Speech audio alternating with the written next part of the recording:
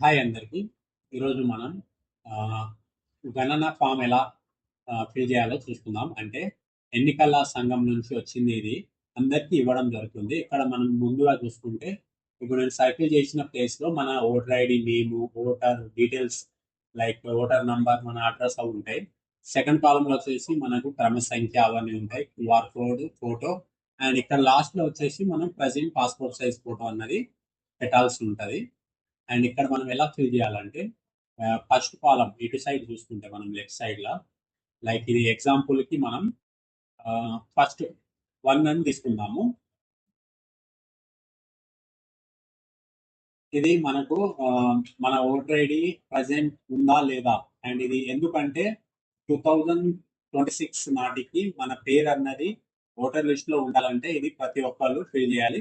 మీ village కి BLO ఎవరైతే ఉంటారో ఈ ఎలక్షన్ సంబంధించిన వాళ్ళు బిఎల్ఓ వాళ్ళు వచ్చేసి ఈ ఫామ్ అయితే ఇవ్వడం జరుగుతుంది. అందరు వెళ్ళి తీసుకోండి.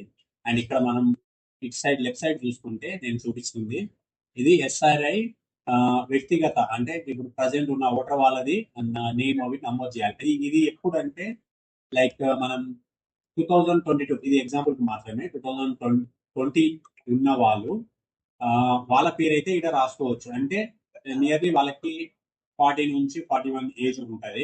సో ఆ ఏజ్ గ్రూప్ వాళ్ళు ఉంటే ఇక్కడ రాయాలి. అంటే లాస్ట్ ఎస్ఐఆర్ సర్వేలో వాళ్ళ డీటెయిల్స్ కానీ ఎలక్షన్ ఆఫీస్లో నమోదై ఉంటే ఆ టైంకి వాళ్ళ ఓటర్ ఐడి ఉంటే వాళ్ళు ఇక్కడ వాళ్ళ పేరు నెక్స్ట్ ఇక్కడ ఓటర్ నంబర్ ఇక్కడ బంధువు పేరు అంటే వాళ్ళ relatives name like father or mother ఇక్కడ మీరు చూసుకోవచ్చు రిలేటివ్స్ నేమ్ అని నేను ఇక్కడ మెన్షన్ చేస్తున్నా. రిలేటివ్స్ నేమ్ ఇక్కడ బంధుత్వం అంటే రిలేటివ్ మీకు ఏం అవుతారు లైక్ ఫాదర్ ఆర్ మదర్ అది మెన్షన్ చేయాలి. ఇక్కడ నేను లైక్ నేను రాసి చూపిస్తున్నాను.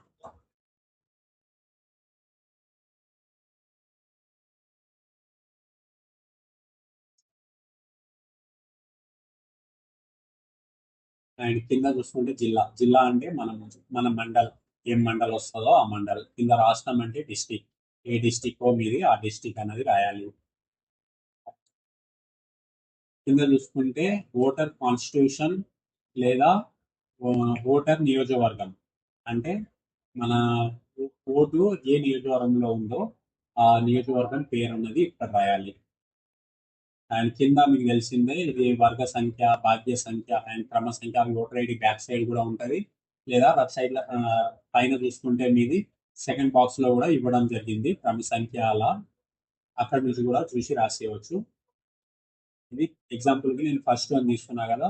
ఇది ఎగ్జాంపుల్ కి నేను 2002 అని చెప్తున్నా అంటే నియర్లీ 40 41 ఏజ్ ఉన్న వాళ్ళైనా సరే లేకపోతే రఫ్ గా చెప్పాలంటే లాస్ట్ ఎస్ఐఆర్ అంటే లాస్ట్ టైం సర్వే చేసినప్పుడు మీకు ఓటర్ ఐడి ఉంటే లైక్ మీ ఫాదర్ వాళ్ళకైతే అప్పుడు ఓటర్ ఐడి ఉంటుంది. ప్రజెంట్ ఇప్పుడు నియర్లీ ఇప్పుడిప్పుడే 18 19 20 ఇయర్స్ 25 ఇయర్స్ ఉన్న వాళ్ళు కూడా అప్పటి కిందకి రారు. సో వాళ్ళ కోసం ఏంటంటే నెక్స్ట్ బాక్స్ నేను చూపిస్తున్నా చూడండి. ఇటు సైడ్ రైట్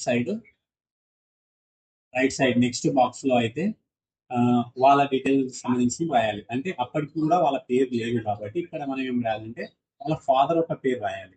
వాళ్ళ పేరు రాయద్దు ఫాదర్. ఇప్పుడు ఇది ఎగ్జాంపుల్ కి ఇక్కడ నా ఓటర్ ఐడి ఉంది కదా. నా ఓటర్ ఐడికి నాకు మా ఫాదర్ నేమ్ మా ఫాదర్ ఓటర్ నంబరు బంధుత్వం ఏంటంటే రిలేటివ్ నేమ్ అయితే మా ఫాదర్ కాబట్టి ఫాదర్ నేమ్ రాయాలి.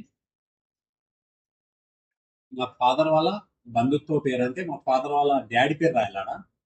మా ఫాదర్ వాళ్ళ డాడీ పేరు రాస్తే ఏమో డాడీ అని ఇక్కడ రిలేటివ్ టైప్ డాడీ అని పెట్టాలి. లేదంటే మదర్ పేరు రాస్తే మదర్ అని పెట్టాలి ఈ సెకండ్ కాలంలో అయితే.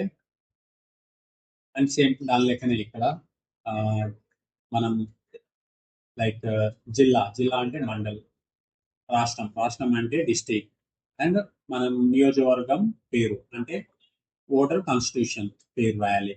ఆ నీ ఓటు ఎక్కడ ఉందో ఆ కాన్స్టిట్యూషన్ పేరు రాయాలి. సేమ్ దాని కింద భాగ్య సంఖ్య క్రమ సంఖ్య అవి తెలిసిందే. అండ్ ఇక్కడ వచ్చేసి ఇది థర్డ్ కాలం సేమ్ సేమ్ ఫామ్ లో ఇది థర్డ్ పార్ట్ అనుకోండి. ఎగ్జాంపుల్ కి నేను థర్డ్ పార్ట్ అని రాస్తున్నా చూడండి.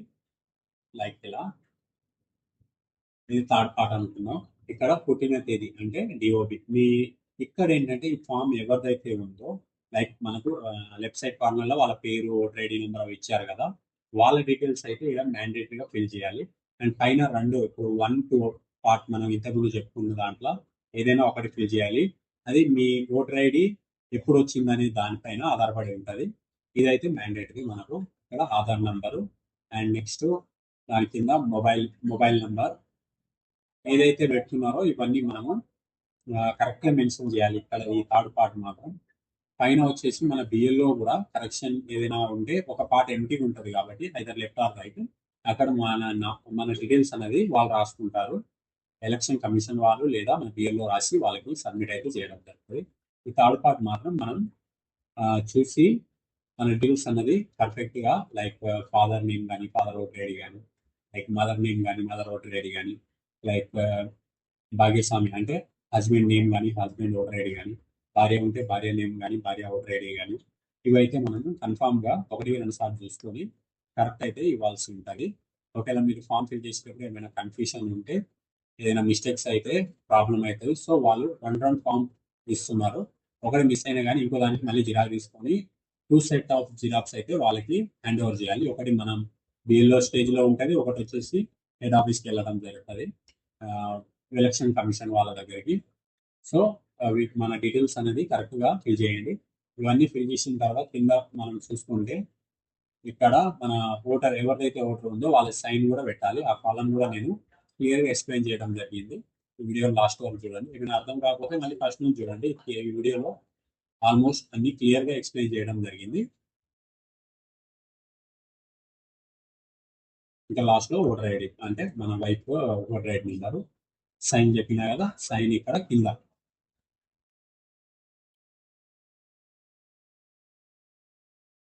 ఈ విధంగా ఈ ఫామ్ అయితే ఫిల్ చేయాల్సి వస్తుంది ప్రతి ఒక్కరు.